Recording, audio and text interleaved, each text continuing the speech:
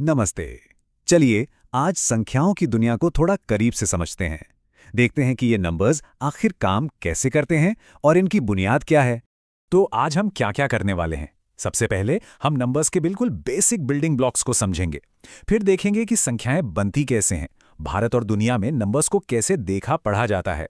और हाँ, आखिर में कुछ मजेदार पहेलियां भी सुलझाएंगे। चलिए शुरू करते हैं बिल्कुल नींव से, मतलब कि संख्याओं की दुनिया की एकदम बेसिक बातों से। देखिए, सारा का सारा गणित बस इन्हीं 10 सिंबल्स यानी 0 से 9 तक के अंकों पर टिका है। कह सकते हैं कि ये मैथ्स की एबीसीडी है।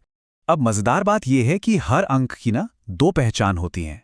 एक है उसकी फेस वैल्यू, जो कभी नहीं बदलती, जैसे 5 हमेशा 5 ही रहेगा। और दूसरी है उसकी प्लेस वैल्यू, जो इस बात पर निर्भर करती है कि वो संख्या में कहाँ बैठा है। इस बात को समझने के लिए 1 2 3 4 5 का उदाहरण लेते हैं। यहाँ हर अंक की अपनी एक जगह है, एक कुर्सी है, जैसे इकाई, दहाई, सैकड़ा, और इसी से उसकी असली कीमत तय होती है। तो चलिए अब एक कदम और आगे बढ़ते हैं और देखते हैं कि ये संख्याएं असल में बनती कैसे हैं। तो असल में 1 2 3 5 4 कोई एक अकेली चीज नहीं है। ये तो हर अंक को उसकी जगह की कीमत यानी प्लेस वैल्यू से गुणा करके जोड़ने का नतीजा है। सब जुड़कर ये नंबर बनाते हैं। अच्छा, अब जब ये बात समझ आ गई है तो चलिए एक सवाल हल करके देखते हैं। बहुत सीधा सा है। देखिए, 6 की प्लेस वैल्यू है 600 और 5 की है 50।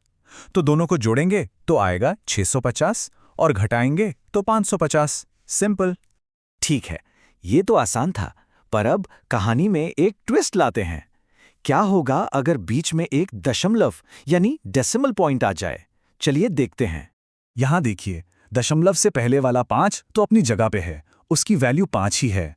लेकिन दूसरा 5 वो दशमलव के 2 स्थान बाद है, तो उसकी वैल्यू हुई 0.05 यानी 5 का 100वां हिस्सा। तो जब हम इनका अंतर निकालेंगे तो जवाब आएगा 4.95।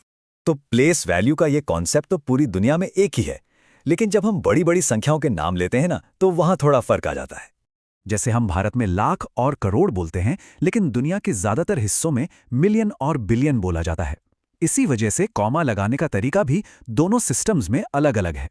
ये टेबल इन दोनों सिस्टम्स के बीच का एक तरह का ट्रांसलेटर है। जैसे आप देख सकते हैं, 1 करोड़ जो है वो 10 मिलियन के बराबर होता है।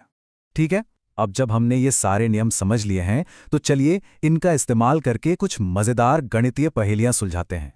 तो सवाल यह है, अगर 80808 को इस तरह लिखा जा सकता है, तो x, y और z का जोड़ क्या होगा? इसे हल करने के लिए सबसे पहले हम इस संख्या को उसके हिस्सों में तोड़ते हैं। 80,000, 800 और 8। अब हर हिस्से को 10 की पावर के रूप में लिखते हैं। और हाँ, ये याद रखना जरूरी है कि किसी भी संख्या की पावर 0 हमेशा 1 होती है। तो जब हम दोनों साइड्स की तुलना करते हैं तो हमें x, y और z की वैल्यू मिल जाती है 4, 2 और 0, और इन तीनों को जोड़ने पर आता है 6। अब बिल्कुल यही लॉजिक हम दशमलव वाली संख्या पर भी लगा सकते हैं, बस इस बार हमें नेगेटिव पावर का इस्तेमाल करना होगा।